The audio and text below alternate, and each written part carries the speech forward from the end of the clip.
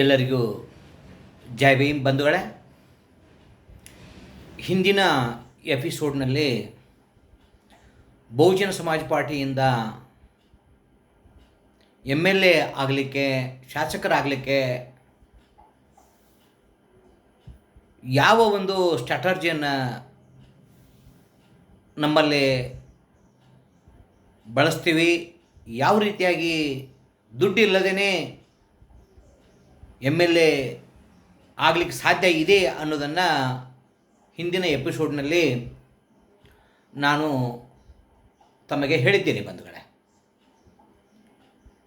ಆದ್ದರಿಂದ ಅದು ಸತ್ಯ ಆಗಿದ್ದರೆ ಅಲ್ಲಿ ಕೂಡ ಭಾಳಷ್ಟು ಕೆಲವಿಷ್ಟು ನನ್ನ ಮಿತ್ರರು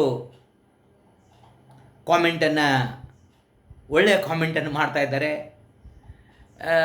ಕೆಲವೊಂದಿಬ್ಬರು 1,20,00,000 ಹೆಕ್ಟರ್ ಜಮೀನನ್ನು, ಅಂದರೆ 1 ಹೆಕ್ಟರ್ ಅಂದರೆ 2.5 ಎಕರ್ ಜಮೀನು, 1,20,00,000 ಹೆಕ್ಟರ್ ಜಮೀನನ್ನು ಅಕ್ಕ ಮಾಯಾವತಿ ಅವರು ಮುಖ್ಯಮಂತ್ರಿ ಆದಾಗ ಉತ್ತರ ಪ್ರದೇಶದಲ್ಲಿ SC ST OBC ಭೂ ರೈತರಿಗೆ ಹಂಚಿಕೆ ಮಾಡಿದರು ಅಂತ ಹೇಳಿದರೆ, ಎಲ್ಲಿ ಭೂಮಿ ಅದು? ಅಟ್ಟು ಭೂಮಿಯನ್ನು ಕೊಡಲಿಕ್ಕೆ ಅವರಿಂದ ಹೆಂಗೆ ಸಾಧ್ಯ ಆಗ್ತದೆ ಅಂತಕ್ಕಂಥ ಕೆಲವು ಕಾಮೆಂಟನ್ನು ಮಾಡಿದ್ದಾರೆ ಬಂಧುಗಳೇ. ಯಾಕಂದರೆ ಆ ಗೊಂದಲವನ್ನು, ಆ ಸಮಸ್ಯೆಯನ್ನು ತಮ್ಮ ತಲೆಯಲ್ಲಿ ಇರ್ತದೆ, ಅದನ್ನು ನಾನು ಪರಿಹಾರ ಮಾಡಬೇಕಾಗ್ತದೆ ಬಂಧುಗಳೇ. ಹೆಂಗಪ್ಪ ಅಂದ್ರೆ ಆ ಭೂಮಿ ಎಲ್ಲಿಂದ ಬಂತು? ಯಾರ ಭೂಮಿ ಅದು? ಶ್ರೀಮಂತರ ಭೂಮಿನಾ, ಅಥವಾ ಇವರು ಬಹುಜನ ಸಮಾಜ ಪಾರ್ಟಿಯವರು ಏನಾದರೂ ಅವರಿಗೆ ಕೊಂಡಿ ಕೊಟ್ರಾ? ಬಂಧುಗಳೇ, ಒಂದು ಮಾತು ತಿಳ್ಕೊಡ್ರಿ. ಇಲ್ಲಿ ಭಾರತ ದೇಶದಲ್ಲಿ ಹಿಂದೆ ಬ್ರಾಹ್ಮಣರು ಗೋವುಗಳನ್ನು ಮೇಯಿಸಲಿಕ್ಕೆ ಗೋಮಾಳ ಅಂಥೇಳಿ ಬಿಟ್ಕೊಡ್ತಾ ಇದ್ರು ಬಂಧುಗಳೇ. ಉದಾಹರಣೆ, ಇಲ್ಲಿ ಬಿಳಿಗಿ ತಾಲೂಕು ಬೂದ್ಯಾಳದಿಂದ ಹಿಡ್ಕೊಂಡು ಸುನಗಕ್ಕೆ ಹೋಗುವಾಗ ಎಡಗಡೆ ಬಲಗಡೆ ರಾಣಿ ಚೆನ್ನಮ್ಮ ವಸತಿ ಶಾಲೆ, ಕ್ರೀಡಾ ಶಾಲೆ, ಅಂಬೇಡ್ಕರ್ ಶಾಲೆ ಹಾಗೂ ಸರ್ಕಾರಿ ಪ್ರೌಢಶಾಲೆ ಆಗಿದಾವೆ. ಎಡಕ ಬಲಕ ಕಲ್ನಾರು, ನೆಲಗಿರಿ ಗಿಡಗಳನ್ನು ಹಚ್ಚಿದ್ದಾರೆ. ಅದು ಸುಮಾರು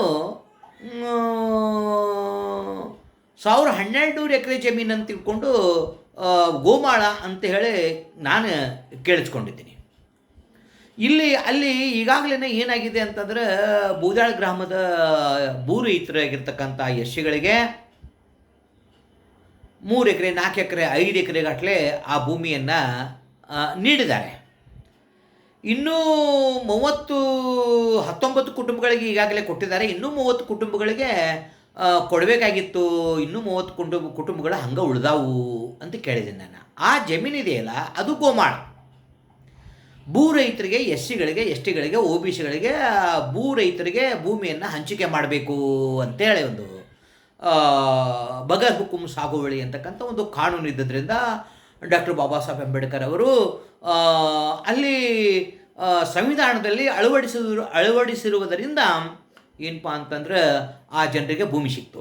ಈ ರೀತಿಯಾಗಿ ನಾವು ಬೆಳಗಾವಿ ವಲಯದಲ್ಲಿ ಸುಮಾರು 4-5 ಜಿಲ್ಲೆಗಳಲ್ಲಿ ಸುಮಾರು 36 ಲಕ್ಷ ಹೆಕ್ಟರ್ ಜಮೀನು ಖಾಲಿ ಇದೆ ಬಂಧುಗಳೇ.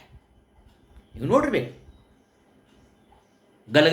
ಹಲಗಲಿಯಿಂದ ಮೆಳ್ಳಿಗೆರಿಗೆ ಹೋಗ್ತಾ ಎಡಕ ಬಲಕ ಜಮೀನಿದೆ. ಸಂಶಿಯಿಂದ ಕಲಾದಿಯಿಂದ ಸಂಶಿಗೆ ಬರುವಾಗ ಎಡಕ ಬಲಕ ಜಮೀನಿದೆ. ಹಿರೇಶಲ್ಲಿಕೇರಿಯಿಂದ ತುಳಸಿಗೇರಿಗೆ ಬರುವಾಗ ಎಡಕ ಬಲಕ ಜಮೀನಿದೆ.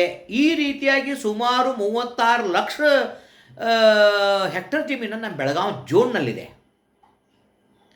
ಹಾಗೆ ಅಖಂಡ ಭಾರತ ದೇಶದಲ್ಲಿ 18 ಲಕ್ಷ ಕೋಟಿ ಹೆಕ್ಟರ್ ಜಮೀನು ಖಾಲಿದೆ ಬಂಧುಗಳೇ. ನಾವು ಯಾರು ಶ್ರೀಮಂತರ ಭೂಮಿಯನ್ನು ಕೊಡ್ರಪ್ಪ ಅಂತ ಹೇಳಂಗಲ್ಲ, ಇಸದು ಕೊಡಂಗಿಲ್ಲ. ಇಂಥ ಒಂದು ಸರ್ಕಾರಿ ಜಮೀನಾಯೇ, ಹಮಾರ ಜಮೀನು ಅಂತ ಹೇಳ್ತೈತೆ ನಮ್ಮದು ಬಹುಜನ ಸಿದ್ಧಾಂತ, ಬಹುಜನ ಚಳವಳಿ. ಅಕ್ಕ ಮಾಯಾವತಿಯವರ ಸ್ಲೋಗನ್ ಇದು, ಮಾನ್ಯವರು ಕಾನ್ಶಿರಾಮ್ ಸಾಹೇಬ್ರ ಸ್ಲೋಗನ್ ಇದು.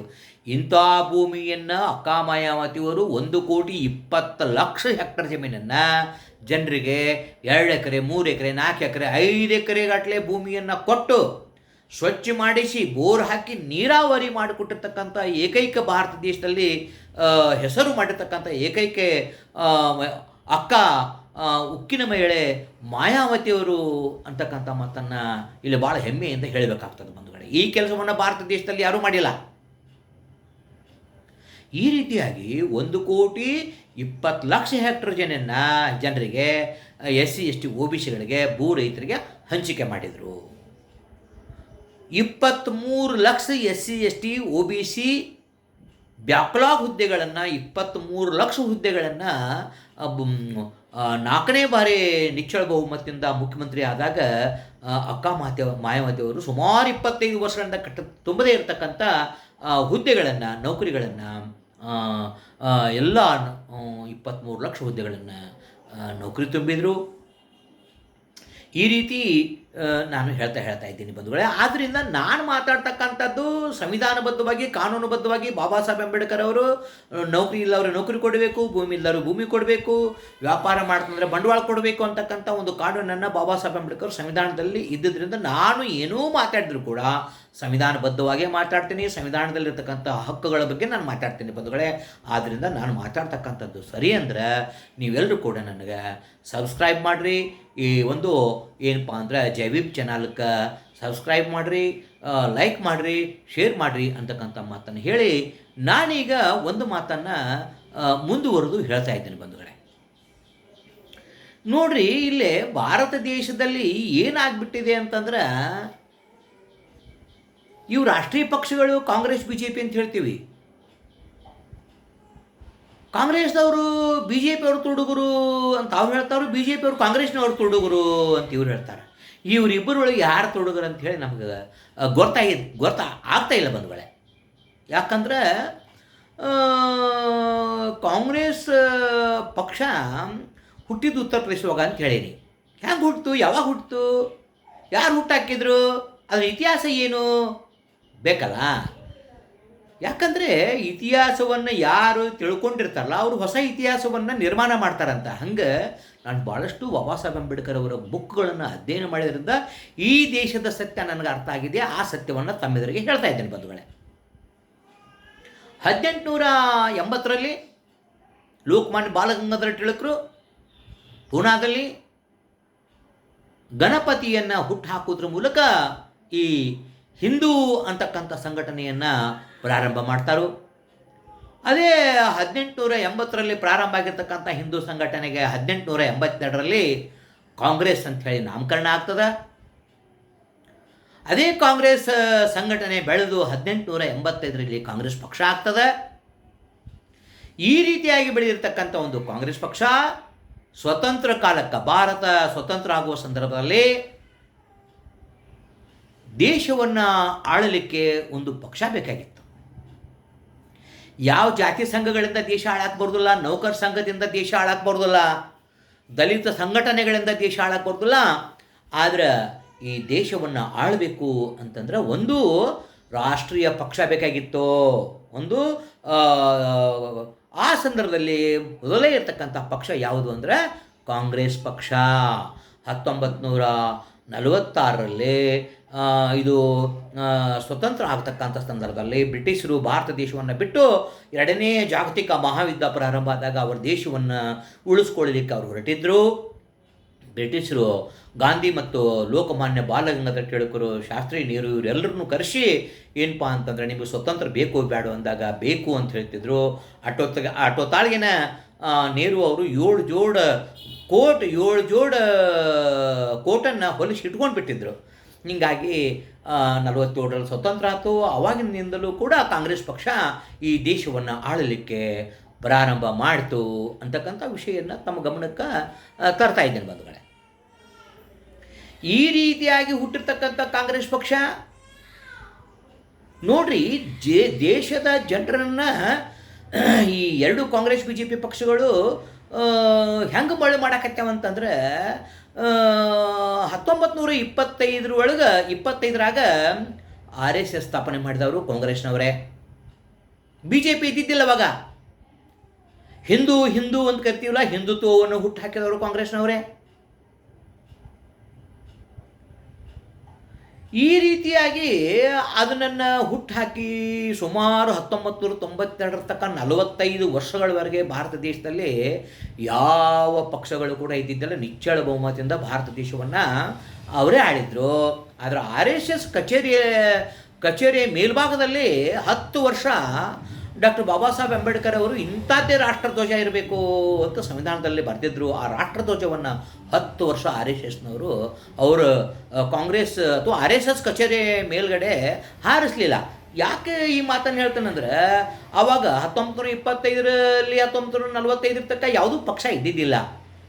1972 ಈ ಒಂದು ಕಾಂಗ್ರೆಸ್ನಲ್ಲಿರ್ತಕ್ಕಂಥ ಇವ್ರು ಏನಿದ್ದಾರಲ್ಲ, ಅದ್ವಾನಿ, ಮುರಳಿ ಮನೋಹರ್ ಜೋಶಿ, ವಾಜಪೇಯಿ, ಗಡ್ಕರಿ, ಅಶೋಕ್ ಶಿಂಗಾಲ, ಅರುಣ್ ಶಿಂಗಾಲ, ಇವರೆಲ್ಲ ಏನಿದ್ದಾರೆ ಅಂದ್ರೆ ಇವರೆಲ್ಲರೂ ಮೂಲತಃ ಕಾಂಗ್ರೆಸ್ನಲ್ಲಿದ್ದವರು. ಇದು ತಿಳ್ಕೊಡ್ರಿ.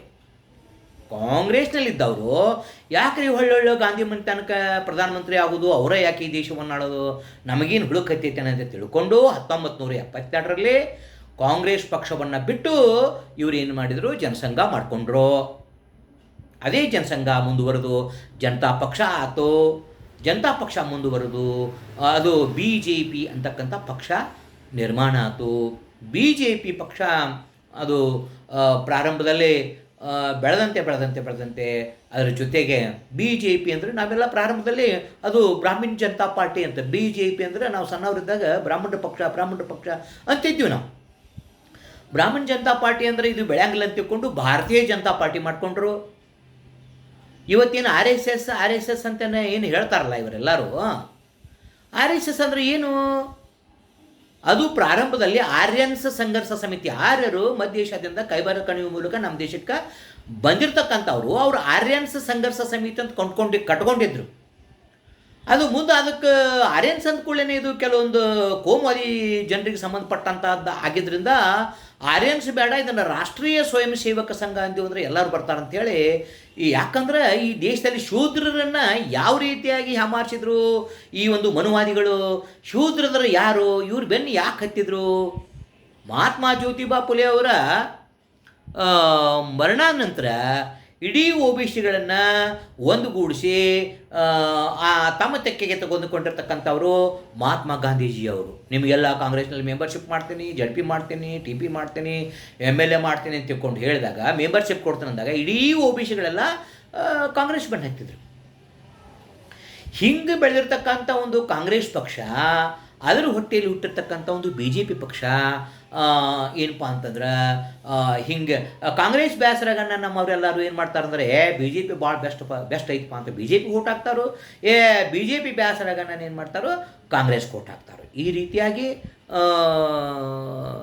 ನಮ್ಮ ದೇಶದಲ್ಲಿ ಕಾಂಗ್ರೆಸ್ನವರು ಕೂಡ ಡಾಕ್ಟರ್ ಬಾಬಾ ಸಾಹೇಬ್ ಅಂಬೇಡ್ಕರ್ ಅವರ ಇಡೀ ಚಳುವಳಿಯನ್ನು ವಿರೋಧಿಸಿ ನಮ್ಮ ಎಲ್ಲ ಹಕ್ಕುಗಳಿಗೆ ಸಂವಿಧಾನವನ್ನು ಬರಲಿಕ್ಕೆ ಬಿಡಲಿಲ್ಲ. ಅವರು ಚುನಾವಣೆಯಲ್ಲಿ ಸೋಲಿಸಿರ್ತಕ್ಕಂಥವರು, ಪುನಃ ಧಾರವಾಡ ಜೈಲು ಮುಂದೆ ಉಪವಾಸ ಸತ್ಯಾಗ್ರಹ ಮಾಡಿದಂಥವರು. ಇಷ್ಟು ಏನಪ್ಪ ಅಂತಂದ್ರೆ ಕಾಂಗ್ರೆಸ್ನವರು ಮಾಡಿದ್ರಿಂದ, ಸಂವಿಧಾನವನ್ನು ಸರಿಯಾಗಿ ಜಾರಿ ಮಾಡದೇ ಇದ್ದರಿಂದ ಇವತ್ತು ಉತ್ತರ ಭಾರತದಲ್ಲಿ ಅದು ಅವನತಿ ಆಗ್ಯದ. ಅದೇ ರೀತಿಯಾಗಿ BJPನೂ ಕೂಡ ಏನು ಮಾಡಿ ಅಂತೇಳಿ ನಾನು ಅದನ್ನು ಕೂಡ ಇದು ಅವ್ರಿಗಿಂತಲೂ ಕಾಂಗ್ರೆಸ್ನವ್ರಿಗಿಂತಲೂ ಒಂದು ಗುಂಜಿ ಮುಂದುವರೆದು ಈ ದೇಶಕ್ಕೆ ಏನಪ್ಪ ಅಂತಂದ್ರೆ ಅಂಬೇಡ್ಕರ್ ಬರೆದಂಥ ಸಂವಿಧಾನ ನಾವು ಒಪ್ಕೊಳ್ಳೋದಿಲ್ಲ, ಅದು ಬೇಡ, ನಾವು ಹಿಂದೂ ರಾಷ್ಟ್ರ ಮಾಡ್ತೀವಿ, ನಾವು ಸನಾತನ ಧರ್ಮ ತರ್ತೀವಿ, ಮನುಸ್ಮೃತಿ ತರ್ತೀವಿ ಅಂಥೇಳಿ ಹೊರಟಿರುವುದರಿಂದ ಕರೆಕ್ಟಾಗಿ ಇವತ್ತು ಏನಾಗ್ಬಿಟ್ಟೈತೆ ಅಂದ್ರೆ ಅವರಿಬ್ಬರು ಯಾರು ಅನ್ನೋದನ್ನು ತಾವಾಗಿನೇ ಹೇಳ್ಕೊಂಡಿದ್ದಾರೆ. ಹೀಗಾಗಿ ಮುಂದೊಂದು ದಿನ ಏನಪ್ಪ ಅಂತಂದ್ರೆ 2027 ನಂತರ ಇಡೀ ಭಾರತ ದೇಶದ ರಾಜಕೀಯ ವ್ಯವಸ್ಥೆ ಸ್ಟ್ರಾಟರ್ಜಿ ಬದಲಾಗ್ಲಿಕ್ಕತ್ತದ. ನಾನು ಏನು ಹೇಳ್ತಿದ್ದೆ ಅಂದ್ರೆ 2006-07 ನೋಡ್ರಿ, ಭಾರತ ದೇಶದಲ್ಲಿ ಉತ್ತರ ಪ್ರದೇಶದಲ್ಲಿರ್ತಕ್ಕಂಥ ಜನರು ಅಲ್ಲೆಲ್ಲರೂ ಜೈ ಶ್ರೀರಾಮ್ ಅಂತಕ್ಕಂಥ ಘೋಷಣೆಯನ್ನು ಕೂಗ್ತಾ ಇದ್ರು. ಇವತ್ತು ಜೈ ಭೀಮ್ ಹೇಳಕತ್ತಾರ. ಮುಂದೊಂದು ದಿನ ಇಡೀ ಭಾರತೀಯರೆಲ್ಲ ಜೈ ಭೀಮ್ ಹೇಳೋ ಕಾಲು ಬರ್ತೈತಿ ಅಂತಿದ್ದು ನಾನು. ಇವತ್ತು ಕಾಂಗ್ರೆಸ್ನವರು ಮಹಾತ್ಮ ಜ್ಯೋತಿಬಾ ಫುಲೆಯವ್ರ ಜಯಂತಿ, ಸಾವಿತ್ರಿಬಾಯಿ ಫುಲೆ ಜಯಂತಿ, ಅಂಬೇಡ್ಕರ್ ಜಯಂತಿಯನ್ನು ಜಾತ್ರೆ ಮಾಡಿದಂತೆ ಭೀಮಾ ಕೋರೆಗಾಂವ್ ಆಚರಣೆ ಮಾಡಿ ಎಲ್ಲರೂ ಜೈ ಭೀಮ್ ಹೇಳಕತ್ಯಾರ. ಅದೇ ರೀತಿಯಾಗಿ ನಾವೇನು ಕಡಿಮೆ ಇದೆ ಅಂತ ತಿಳ್ಕೊಂಡು ಇವರು ಬಿ ಜೆ ಪಿ ಅವ್ರು ಏನು ಮಾಡಕತ್ತಾರೆ ಅಂತಂದರೆ, ಇವರು ಸಾವಿತ್ರಿಬಾಯಿ ಫುಲೆ ಜಯಂತಿಯನ್ನು ಆಚರಣೆ ಮಾಡ್ತಾರೆ, ಅಂಬೇಡ್ಕರ್ ಜಯಂತಿಯನ್ನು ಅದ್ದೂರಿಯಾಗಿ ಮಾಡ್ತಾರೆ, ಭೀಮಾ ಕೋರೆಗಾಂವ್ ಮಾಡಕತ್ತಾರೆ. ಇವರಿಗೆ ಭೀಮಾ ಕೋರೆಗಾಂವ್ ಅಂದರೆ ಏನು ಅಂತ ಪ್ರಶ್ನೆ ಮಾಡಿದರೆ ಏನು ಹೇಳಲಿಕ್ಕೆ ಆಗೋದಿಲ್ಲ ಇವರಿಗೆ. ಯಾಕಂದರೆ ಭೀಮಾ ಕೋರೆಗಾಂವ್ ಅಂದರೆ ದೊಡ್ಡ ಇತಿಹಾಸ ಐತೆ ಅದಕ್ಕೆ. ಅಲ್ಲಿ ಏನಂದರೆ ಕೆಲವೊಂದಿಷ್ಟು ನಮ್ಮ ಸ್ನೇಹಿತರು ನಮ್ಮ ಬಹುಜನ ಚಳವಳಿಯಿಂದ ಹೋಗಿರ್ತಕ್ಕಂಥವ್ರು ಕಾಂಗ್ರೆಸ್ ಬಿ ಜೆ ಪಿ ಪಕ್ಷದಲ್ಲಿ ಕೆಲಸ ಮಾಡೋದ್ರಿಂದ ಅವ್ರ ಮಾತು ಕೇಳಿ ಇವ್ರು ಆಚರಣೆ ಮಾಡ್ತಾರೆ. ಸ್ವತಃ ಇವರೇನು ಇದು ಹಿಂಗೈತಪ್ಪ, ಇದು ಪುಲೆ ಅಂದರೆ ಹಿಂಗೆ, ಶಾಹು ಮಹಾರಾಜರ ಮೀಸಲಾತಿ ಪರ್ವ ಅಂದರೆ ಹಿಂಗೆ, ಭೀಮಾ ಕೋರೆಗಾಂವ್ ಅಂದರೆ ಹಿಂಗೆ ನಾವು ಮಾಡಬೇಕು ಅಂತಲ್ಲ. ಆದ್ದರಿಂದ ಬಂಧುಗಳೇ, ಹಂತ ಹಂತವಾಗಿ ಈ ದೇಶದ ಇಡೀ ಇತಿಹಾಸವನ್ನು ಡಾಕ್ಟರ್ ಬಾಬಾ ಸಾಹೇಬ್ ಭೀಮ್ರಾವ್ ಅಂಬೇಡ್ಕರ್ ಅವರ ಪುಸ್ತಕಗಳನ್ನು ಓದಿ ಸಂವಿಧಾನವನ್ನು ತಿಳ್ಕೊಂಡು ಹಂತವಾಗಿ ಈ ದೇಶದ ಸತ್ಯವನ್ನು ತಮ್ಮೆದುರಿಗೆ ಎಲ್ಲವನ್ನು ಕೂಡ ನಾನು ಬಿಚ್ಚಿಡ್ತಾ ಹೋಗ್ತಾ ಇದ್ದೀನಿ. ಆದ್ದರಿಂದ ಇಲ್ಲಿವರೆಗೆ ಮತ್ತೆ ನನ್ನ ಒಂದು ಎಪಿಸೋಡವನ್ನು ತಾವೆಲ್ಲರೂ ಕೂಡ ಭಾಳಷ್ಟು ಕೇಳಿದ್ರಿಂದ ತಮ್ಮೆಲ್ಲರಿಗೂ ಕೂಡ ನಾನು ಮತ್ತೊಮ್ಮೆ ಜೈ ಭೀಮ್, ಜೈ ಭಾರತ್, ಜೈ ಮೀಸಲಾತಿ, ಜೈ ಸಂವಿಧಾನ ಅಂಥೇಳಿ ನನ್ನ ಎರಡು ಮಾತನ್ನು ಮುಗಿಸ್ತಾ ಇದ್ದೇನೆ ಬಂಧುಗಳೇ.